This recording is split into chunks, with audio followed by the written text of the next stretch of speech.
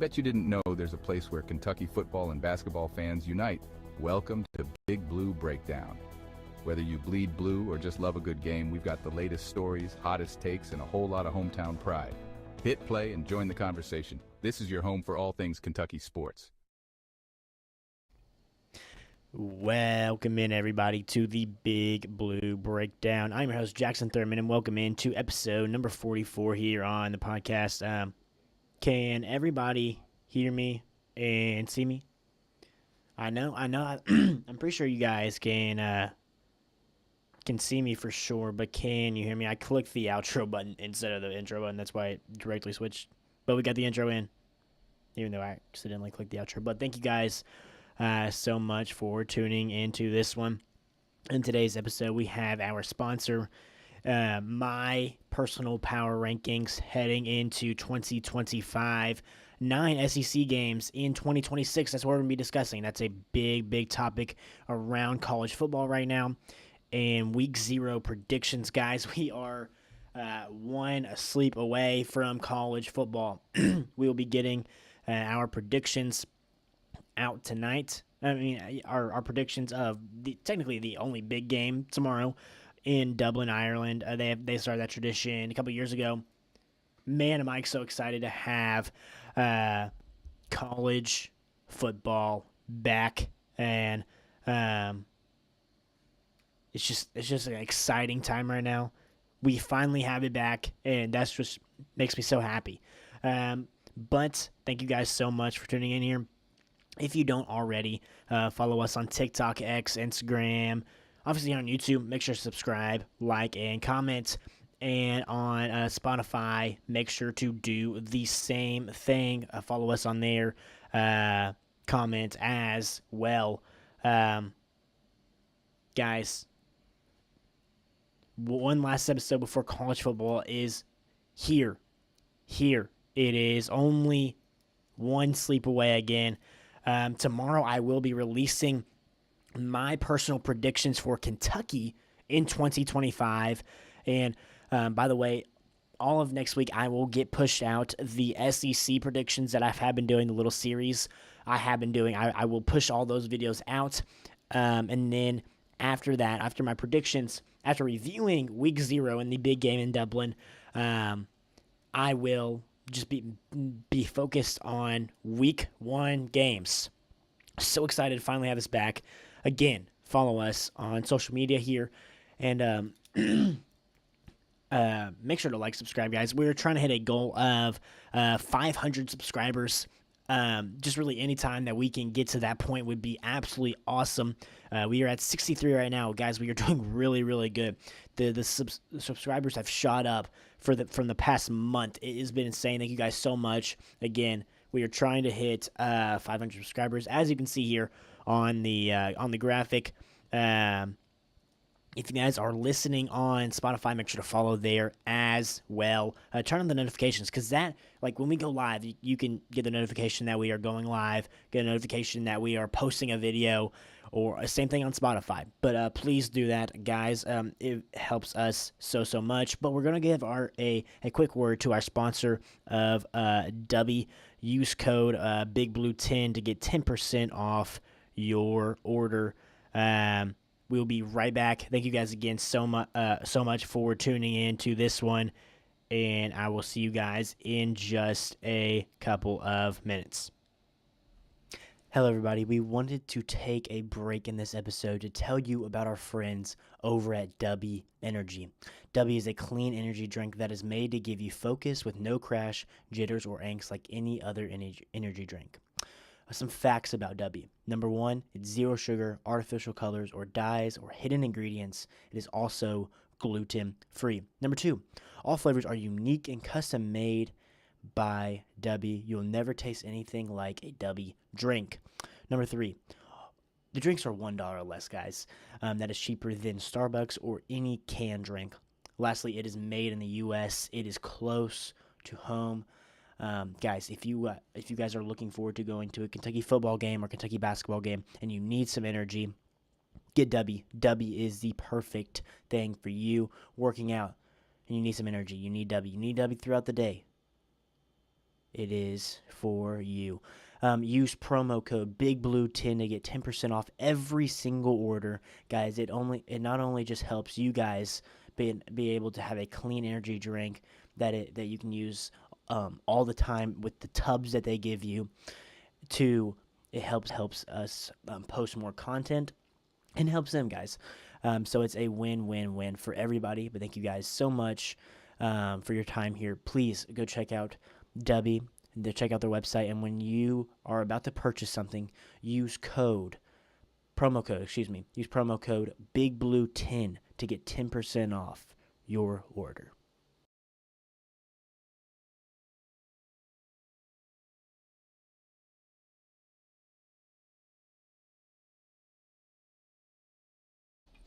All right, welcome back, everybody.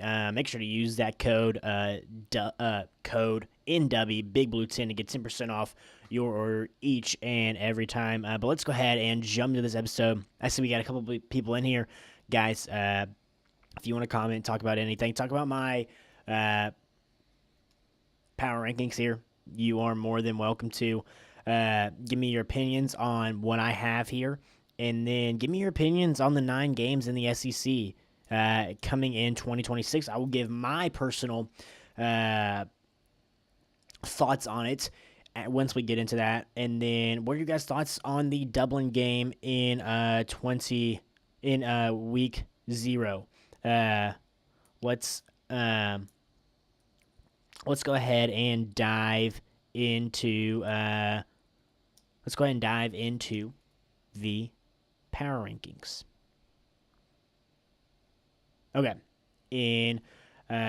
so you can already see all of these right here. Okay, I'm just gonna run through them. Obviously, you can see them real quick, and then I will tell you, and not tell you. I will give you my reasons on each and every one of these. Texas, number 1. Georgia, number 2. 3, Alabama. 4, LSU. 5, Texas A&M. 6, Oklahoma. 7, Florida. 8, South Carolina. 9, Auburn. 10, Ole Miss. 11, Tennessee. 12, Kentucky. 13, Arkansas. 14, Missouri. 15, Vanderbilt. 16, Mississippi State Bulldogs. And this is my personal power rankings in 2025 for the SEC. So, starting with Texas here. Actually, we'll start from 16. We will move our way up to number 1. That's how we will do it here on this episode. 16. I got Mississippi State, and the reason I have Mississippi State here is the lack of talent, I believe, on this team now. I think they're going to ride Fluff Bothwell pretty much the whole year. I think he's going to be solid, and I think they can be okay. I just, their defense was really, really bad last year, and I don't see it taking much of a turn from last year to this year. That's why I have them at 16. I don't believe that they're that great of a team. Now, I think they will improve from last year. I think their roster has improved from last year, but I don't think that will translate to wins in 2025, especially in the SEC. I do not have them actually winning a game in the SEC in 2025. I think it's going to be very, very tough for them to win a game. So that is why I have them at number 16 here. I just don't see a world where they win a couple games in the SEC, and that's just my personal projection here. I just think they're going to be too inconsistent, and they don't have the overall talent on either side of the ball to be amazing. But the Mississippi State fans have to be patient with Jeff Lebby, because I believe he is a SEC head football coach. He has a tremendous offensive mind, and I believe he can be very, very good moving forward once he gets the right talent in here and is able to develop guys moving down the line. but they absolutely lose a lot from that offense from last year. Cam Coleman, and they lose their number one cornerback from last year. They lose, I think their number two wide receiver from last year. So I think it's gonna be tough sledding again this year. But I do think they improve from last year. I think Jeff Lebby as a head coach takes a step forward, and I believe they as a team take a step forward. I think Blake Shapen, if he is consistent, they can be okay in the pass game because of how good Jeff Lebby is offensively. I just don't see them being very good defensively with what all they lost from last year. And they don't bring in technically really anybody better. I just don't see it for the Mississippi State Bulldogs. At number 15, I got probably a pretty controversial one here in Vanderbilt Commodores at number 15. The reason I have them here simply is because I don't think they can repeat the same success as they had last year, and I don't know. I don't know how Diego is going to look this year compared to what he looked like last year. I think they lose an absolute ton up front, even though they have the most returning production in the SEC and one of the top ones in the country. I just don't see them repeating the same success. I don't want to say any of it was luck, but I don't see the recipe working out again for them. Now, they're kind of like triple option offense that they have ran. I think teams will figure that out, and I think it's going to be tough sledding for the Commodores in 2025. As I have shown you here, I think Clark Lee has done an amazing job. I just don't see them being very, very good in 2025. I forgot to give you the criteria of this here, and it's very, very simple. I think if these teams just play each other, what would be the outcome? And I think Vanderbilt would beat Mississippi State, but I would have Missouri beating Vanderbilt, and I would have Arkansas beating Missouri, and I would have Kentucky beating Arkansas, and I would have Tennessee beating Kentucky. And that's kind of how I did this year, is each team, like, who do I think would win in a neutral site game, right? That's the criteria for this, and that's very, very simple, and that's how I do my SEC power rankings. And these are going to be updated week in and week out, guys. I just wanted to let you guys know. So, moving on to Missouri. At number 14, I'm not a huge fan of Bo Pribula in 2025, and it's a quarterback battle heading into week one, and so it's gonna be a interesting thing to see with, who is it? Is it Horn? Is it Horn as? I don't know the other guy's name that is fighting for the Missouri starting quarterback job, but they're going to play both of them in week one, I believe, against Central Arkansas, if that is correct. I do not have their schedule pulled up here, but I believe that's who they play, and then they got Kansas. So they're going to have to figure out pretty quickly who their starting quarterback is, and I just don't like it right now. I think you should have an established guy going into it, and I think that should be Bo. I think he's a better quarterback right now. It's just, if he is your quarterback, I don't love it for winning games. I think your defense is going to be pretty solid. I think Damon Wilson is going to be really, really good. I am just not a huge fan of this team offensively. I think they're going to rely heavy on the run, and I think they're going to be one-dimensional. I don't think they're going to be able to pass very much. I think Bo is I think Bo is just he's not a great passer right now. I think he can develop into that. I think he's got the talent. And I just do not see it for him in the pass game. I can see it for him in the run game. I don't love the offense except for Ahmad Hardy in the backfield. Number 13, Arkansas. I really, really like Arkansas. I think they're very, very underrated going into this year, and I would have them probably upsetting a couple teams, like week by week basis. That they're a team that could put a team out. Like, any team that is playing Arkansas is on upset alert because they're most likely going to be the favorite. So that is, I really, really like him. I really, really like Taylen Green. I really, really like offense coordinator. Why am I losing his name? Why I just lose his name? I cannot think of his name. But I think Sam Pittman's going to be fighting for his job in this year. So I think that's a big thing into it, just like him for just fighting overall. And I think I just don't love what Taylen Green has outside of a couple of wide receivers. I think he's got a pretty underrated wide receiver core. I just don't love what he has in the backfield. Is he going to be able to be protected? I don't know. That's something that we are simply just going to have to see. Again, I do not know right now, but I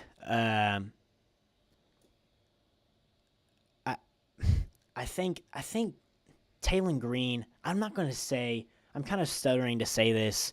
I don't know if he can lead you to be really like a big reason why they have 13 is because I think Taylen Green is better than every quarterback 14, 15, 16. I think he's better than 12. I think he's better than Kentucky's quarterback right now, which is going to be Zach Calzada. I think he's better. I think he's a top quarterback in the SEC, and that really, really good quarterback play is going to move you up. It's just I don't know about his surrounding pieces. I think the defense is going to be really, really solid this year, just like they were last year. It's going to be the pieces around Taylen Green on the offense and the offensive line to protect him. That is simply what it is going to be in 2025 for the Razorbacks, and that's just a recipe. Like our guy's gonna step up and be playmakers for him because he's gonna make plays, guys. Like he's gonna have plays on the ground that are gonna be completely insane and Heisman-worthy plays. And he's gonna make plays, and he's gonna put guys and wide receivers into positions to make spectacular plays with him get outside the pocket. He's got a tremendous arm. I just don't love the surrounding pieces for him in 2025.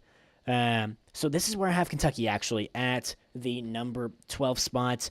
I believe Kentucky would beat Arkansas on a neutral site field because the defense of Kentucky, I think we would be able to shut them down. But this is not the point of this SEC power ranking. I think Kentucky beats Arkansas. I think they beat Missouri. I think they beat Vanderbilt, and I think they would beat Mississippi State for sure.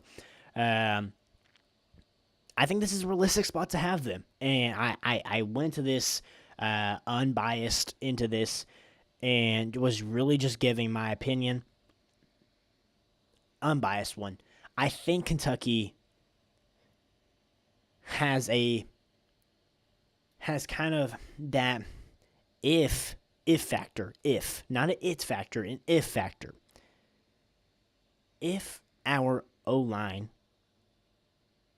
is going to be okay, is going to be mediocre in the SEC, I think the pieces around Zach Calzada, who is a savvy veteran, I think he is good enough to be able to get it to playmakers, and I think our backfield is absolutely amazing and is overlooked by everybody in the country.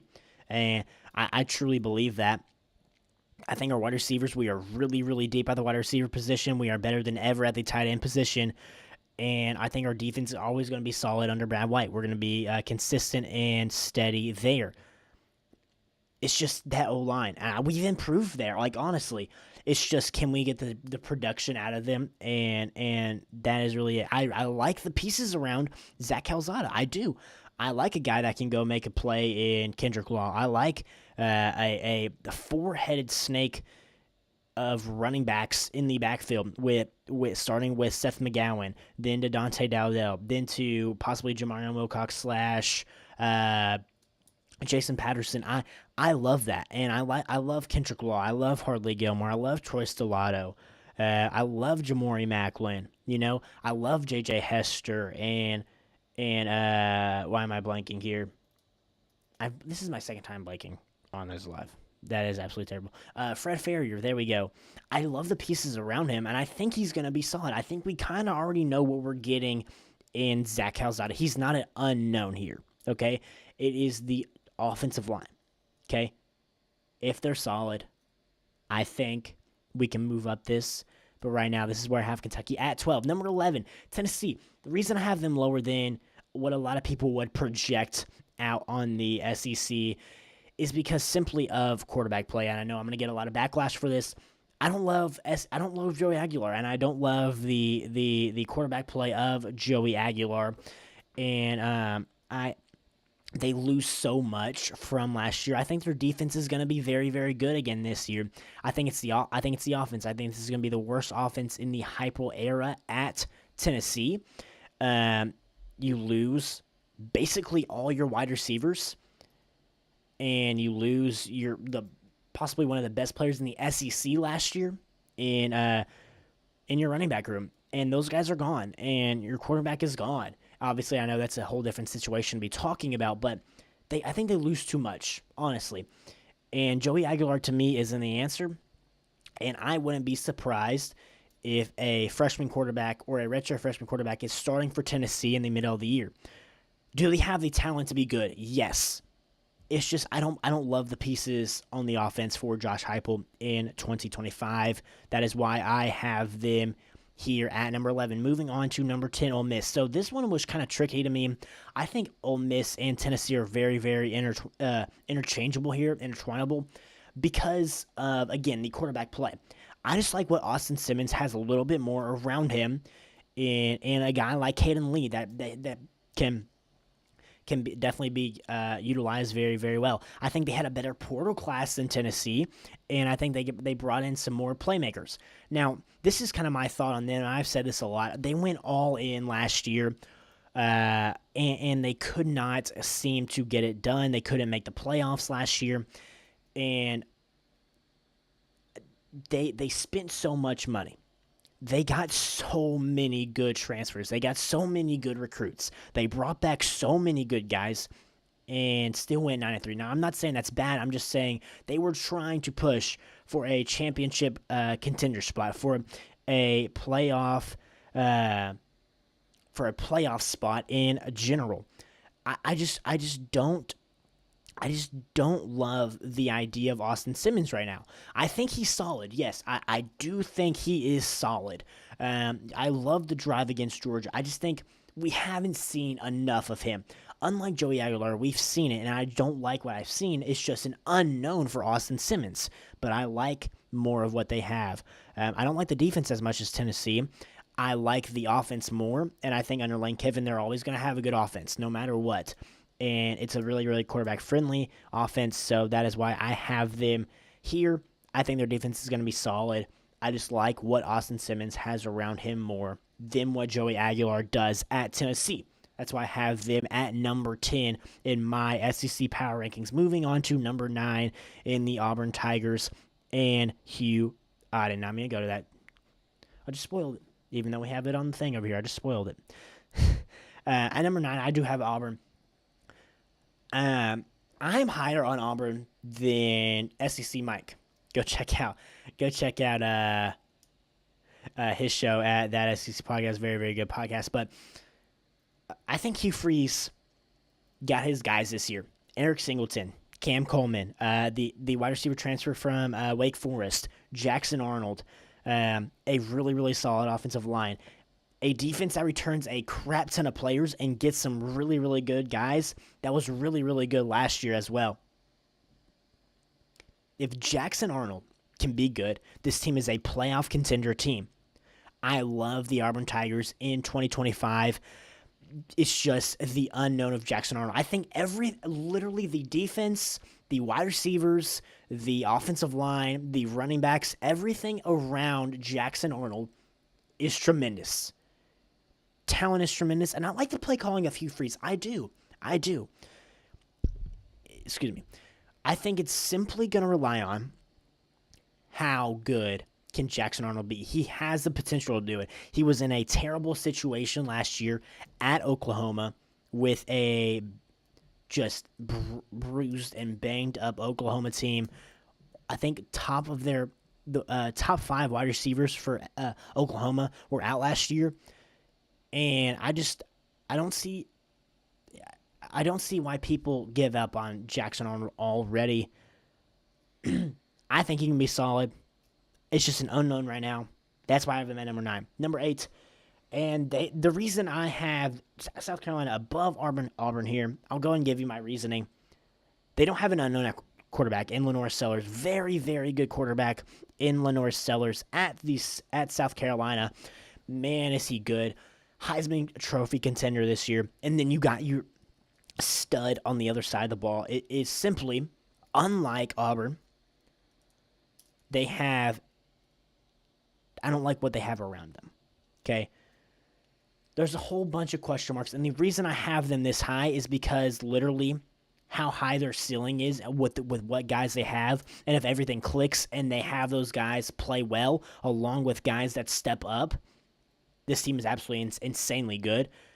But it's just the pieces around them. And I think literally Dylan Stewart, LaNorris Sellers, and Nick Harbor, and some solid guys on defense and on offense, that's what brings them to this point. But I don't love the wide receiver room except for Nick Harbor. I don't love the interior defensive line with losing some really, really key pieces from last year in Kyle Kennard. Specifically, I really, really like the secondary of South Carolina Gamecocks. The offensive line is a question mark. They were really bad last year at protecting LaNorris. It's just a lot of question marks around them.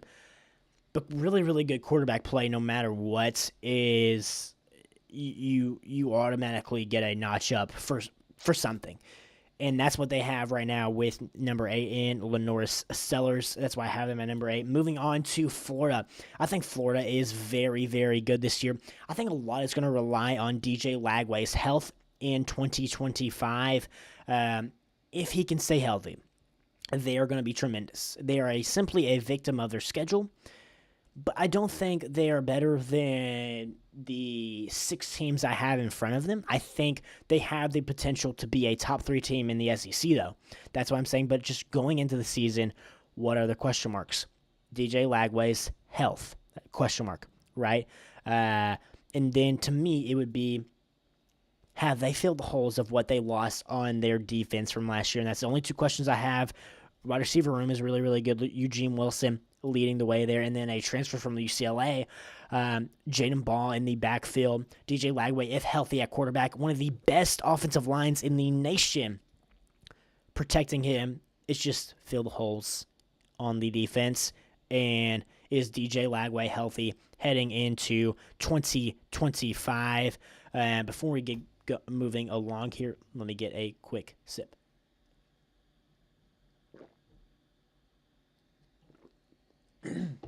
Excuse me. Okay. Number 6, I have the Oklahoma Sooners and John Mateer, Brent Venables. Like, can these two come together and save Brent Venables' job? The answer is yes, guys. The answer is yes. Jaden Ott is in the backfield. Deion Burks is a wide receiver. John Mateer is your quarterback. And you're always going to have a good defense with Brent Venables at the helm. What's the question?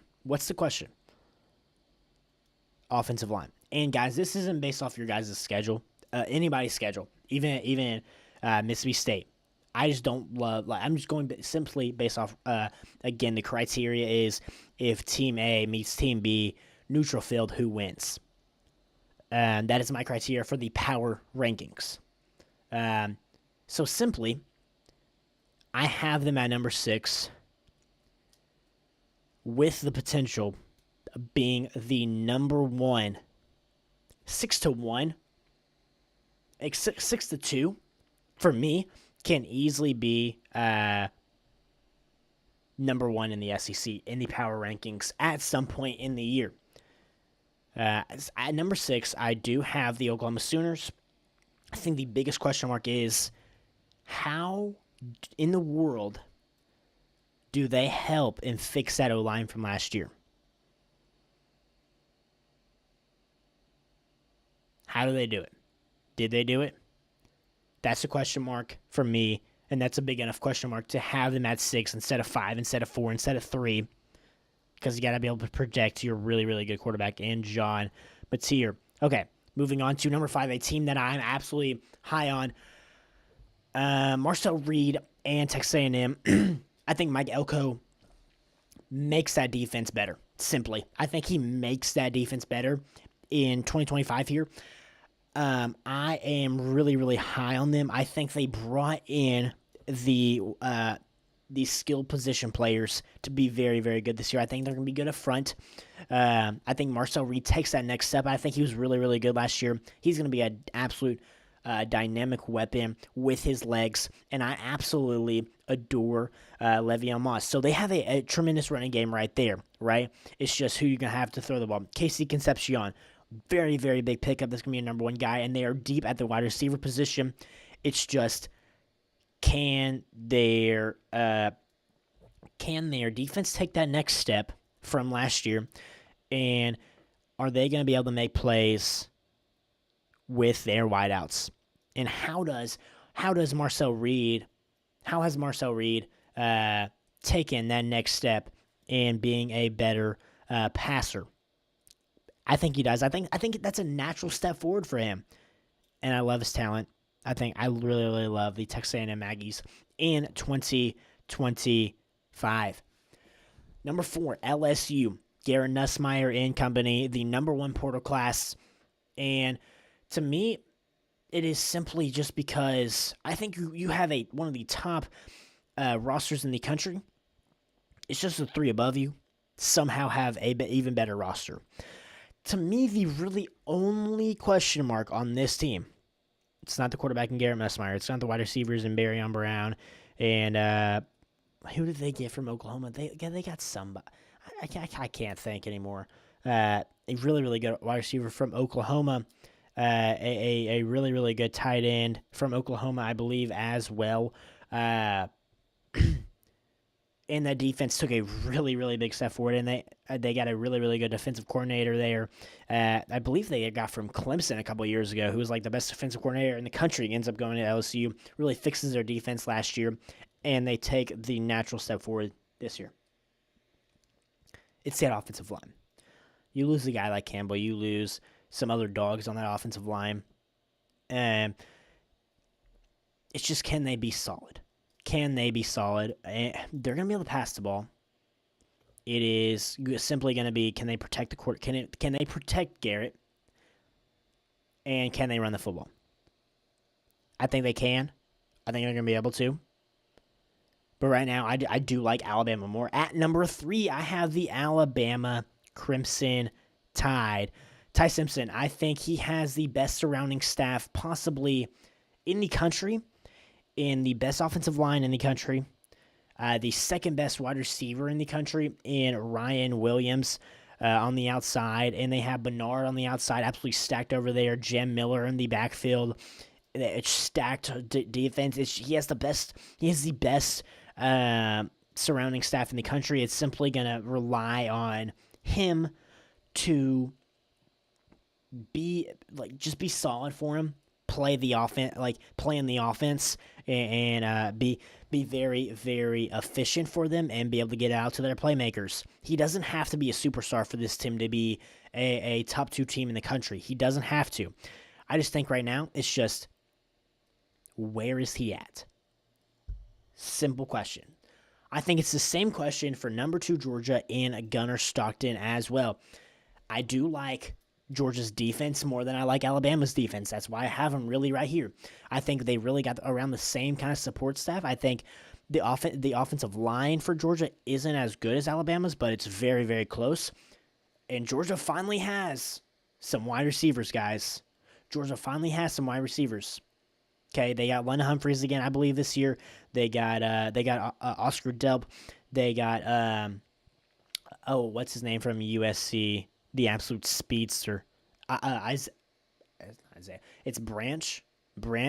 Yes, I believe that's his last name. They got wide receivers this year, guys, and they're going to be tremendous. I think the only really question is, how good, again, can Gunnar Stockton be? Can he be solid?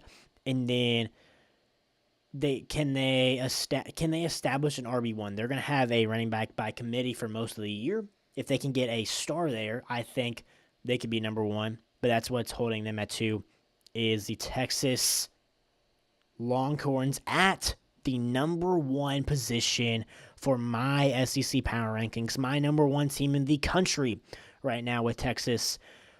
I think the Arch Manning hype is real, and I think he is as good as advertised. Let me be honest. I think he's as good as advertised.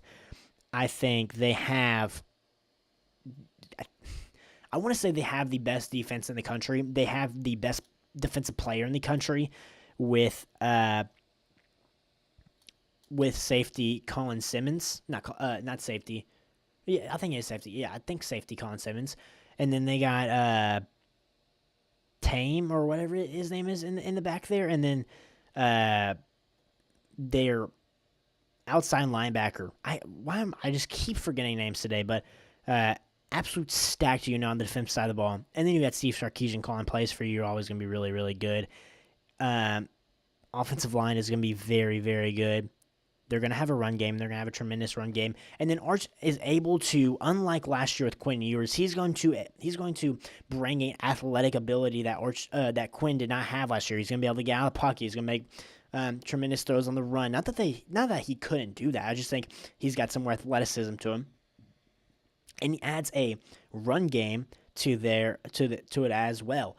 I think they have the wideouts. I love it.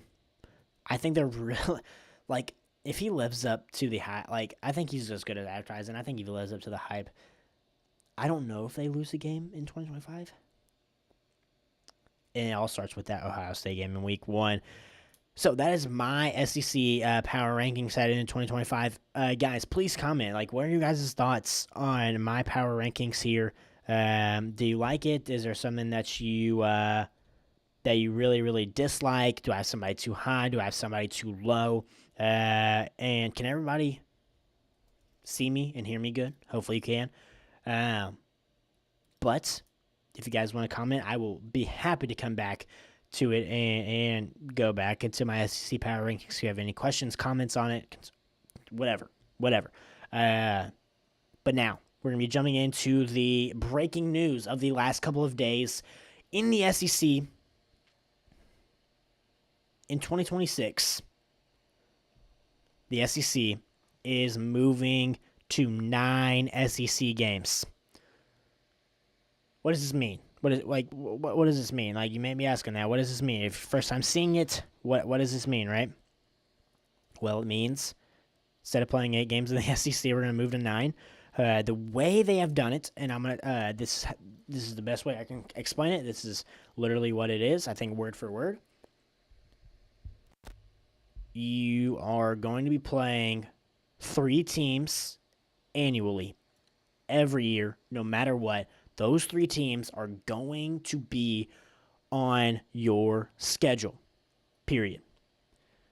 Then you have 6 rotating games every year. You'll have 6 rotating games every year in the SEC. So there is a lot of talk and speculation on what the 3 annual games are going to look like for each team in the SEC. There's a lot of talk about us having Georgia, South Carolina, Mississippi State, or Georgia, South Carolina, Vandy. And then there is a South Carolina, Tennessee, Vandy. So, speaking in Kentucky terms here, like, does this help Kentucky? Does this hurt Kentucky? What does it do? Well, number one thing, this makes SEC 10 times more entertaining. You get better games. You keep these rivalries alive. It's just good. The entertainment level is going to be taken up a notch in 2026, simply. Now, what does this mean for the Cats? Well, it means if we're going to be playing one more SEC game, right? Whoever that might be. Whatever the other teams are going to look like, we do not know. it's obviously going to make it one game a lot tougher than a Kent State that we have scheduled, which I don't know which game we're going to be taking off because we got South Alabama in 2026. This is scheduled right now. One of them is going to have to be taken off. Louisville, we are going to play. So they have 3 annual games that all of them, like, you have your 3 teams that you play every single year. 6 rotating, right? You play a different one. You play 6 different teams each year, right? Just like that. 3 annual. Then you must play a Power 4 team outside of that, and that is Louisville. So you only have 2 non-Power 4 games that you can play. What teams are we going to keep that we have done? Because we have 3 now. We have Youngstown State in 2026, we have Kent State, and we have South Alabama. Which ones do we keep, and which one do we let go? We're going to find out, obviously, and we're going to find out which ones are the annual ones. But I think the entertainment is going to be moving up. Yes. Cons about this for the Cats. Give me 1 second for a drink.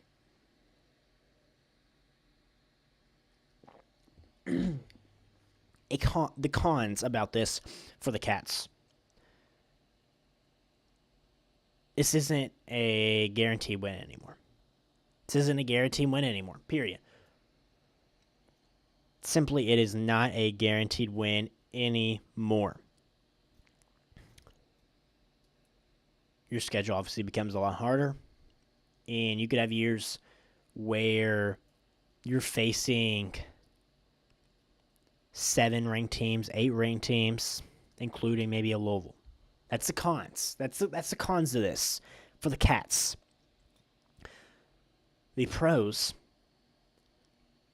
for the Cats and the rest of the SEC, with what the committee is doing for the college football playoff now, they are now taking in strength of schedule. Okay? They are now taking in strength of schedule in starting in 2025. So that was really the big decision for the SEC and Greg Sankey and the committee and the SEC, is once they did that, once they said, hey, we're going to start looking at the strength of schedule. So if you lose against Alabama on the road, it's not going to matter as much as it did. If you go on the road and you beat Georgia, it's going to mean more than it did. So the losses, the quality of losses don't mean as much anymore. Like if you have a loss against, let's say we lose against Ole Miss week 2, they're going to be ranked right inside they're ranked inside the top 25. Realistic, like looking at it, let's say we're technically in the playoff race to start the year, which we're not. Let's say we're in the playoff race to start the year. That loss will not hurt us as much as it did. And a win will help us more than it has before. That's simple terms right there. And so another pro, that's really the biggest reason why they added is so now we have more of a shot to make it in, more SEC teams to make it into the playoffs, because we have all SEC teams have such a grueling schedule. It matters now who you play instead of what your record looks like mostly. So now really, let me just say in layman's terms, there's going to be a lot.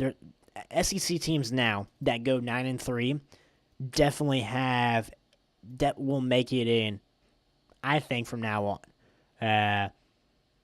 Especially if you have, not bad losses and some good wins. They're going to take that into account, unlike they have been ever. It's almost like the NCAA basketball, in March Madness. That's kind of how I look at it. It's just now they've implemented that into the playoffs. That is what has happened. I like it. I think it's more for the fans. I think it becomes more entertaining, and it becomes more entertaining for the SEC. We SEC teams that go 9-3 now, that go 10-2, almost guaranteed a spot in the college football playoff. I think that's really fun. Obviously, for the Cats, it makes it a little bit tougher to ever do that, but a lot of it relies simply on the team, and then it relies on how tough of. Obviously, each schedule is going to be really, really tough for an SEC team, but it relies on how good each team is each year. That's what it's going to rely on for the Cats moving forward. So, guys, we finally have college football tomorrow. Again, one sleep away, guys. We are so very close to having it back. Week 0. Dublin, Ireland. Kansas State, Iowa State. 12 o'clock to start the year, guys. I don't know if College Game Day is going to be doing this. I think they might. I will have to look up that. But if they do, obviously I'm going to be watching. My predictions and my preview on this game, it has always been a really, really good game. Notre Dame and Navy played in it a couple years ago. And then obviously last year, Florida State and Georgia Tech played in, and that's when Florida State's season just fell apart after Georgia Tech won. This is going to be really, really interesting. These two teams are from the Big 12 and are I think, the top two favorite teams to win the Big 12. Maybe outside of Texas Tech, that's probably who I would have winning it. But in this game, I've previewed these teams actually in my personal top 25. I wonder if I can find that where I actually have them, ranked in my top 25. But let's go and just talk about these two teams here. Excuse me. Iowa State this year. I love Avery Johnson. Again, I think he's a really, really good quarterback. And I think they have the pieces around him to be very, very good. Iowa State, bring back a lot of guys. This is going to be a very, very interesting. I don't think either team is going to pull away in this game.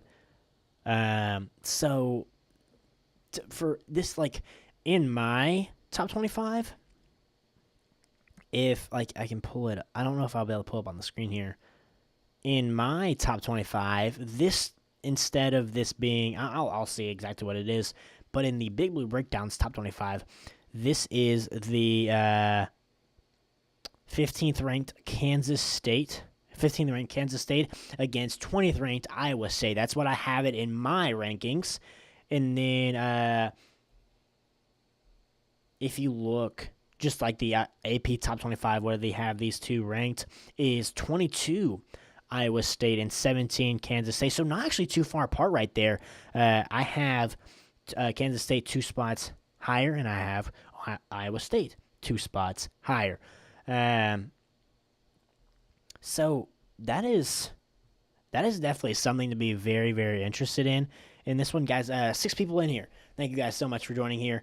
I have went over my SEC power rankings. I went over the 9 SEC games and my thoughts on it in going into 2026, pros and cons for the Cats, and then now predicting the Week 0 games. If you guys want to have any questions, comments, just anything that you want to put in, I would actually go back to the SEC power rankings here. Just go ahead and give you a quick look. If you have anything like a team is too high, a team is way too low, just tell me about it. We can talk about it, or if you agree. But Iowa State and Kansas State are playing, I've been saying this the entire time, we are literally one sleep away from having college football, guys. I am ecstatic for it. So happy to have college football. Dublin, Ireland, always a really, really good game. I don't know if game day is going to be there. They probably are, and that is just super exciting. That is beyond exciting for me to have them out there. It just, just something about waking up and having College Game Day on and SEC Nation right there. I know we're not going to have it tomorrow, but man, is it something. And then obviously we went over the 9 SEC games in 2026. If you guys have any comments or questions on that, feel free to ask. And then, so just diving more into this one right here, my prediction in this game. I'm taking Avery Johnson to Kansas State. I think Avery Johnson is the X factor. I think he ends up getting it done for Kansas State and has a very, very, very good game and balls out for them. Give me Kansas State to win the first game of college football in 2025. It's going to be an absolute phenomenal game. Now, there is a couple of other games like Kansas and Fresno State isn't actually a bad game to watch. That's something to really look out for right there. I'm trying to pull all the games up for tomorrow. College football week 0. Maybe if I can get it to pull up here. Just maybe. Guys, again, thank you guys so much for tuning into this one. If it's your first time coming in here, thank you so much. We would love for you to become a part of the family here. Make sure to hit that subscribe button. We are trying to hit a goal of 500 subs, guys. Be very, very nice if you could. Maybe try to get that by the end of the season. Maybe that's my goal. We got a game like Idaho State against UNLV. UNLV is in my top 25, guys. That is actually really, really interesting. Hopefully they start off the year nice and strong for hopefully my prediction to be right. So if we're looking at the money line here, Kansas State is a 3.5 favorite against the Iowa State Cyclones. A score prediction in this one. I actually think Kansas State puts up some points. I think this is a higher scoring game. I would personally go, I think it ends up going 38-35 Kansas State. I personally would go underneath that line right there at 3.5 to get 3 specifically. Again, Fresno State at Kansas is actually not a bad game to watch right there. Some games coming up Thursday. Very, very interesting. I think we have our first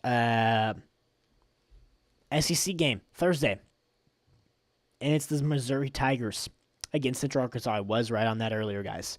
I was right on that. That's our first SEC game. We're going to be predicting that one. Like always, a lot of games on Thursday, like a ton. Like, go check this out. A lot of games on Thursday, and then a lot of games on Friday. Like, Auburn and Baylor play Friday. Oh, my goodness. Like, that is one to really, really watch out for.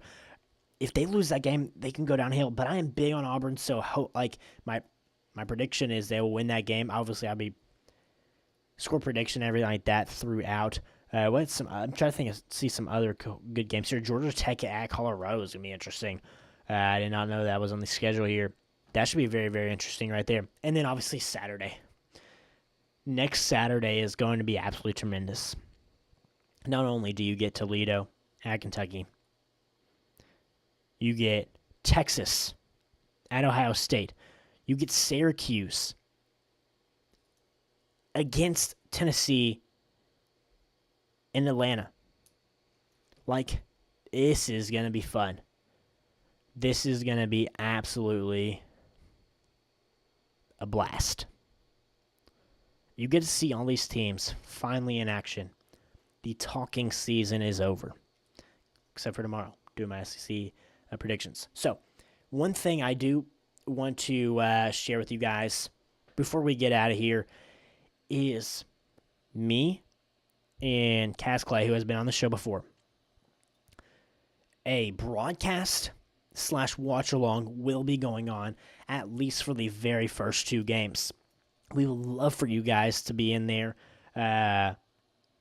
We're just going to be, he's going to be doing the play-by-play.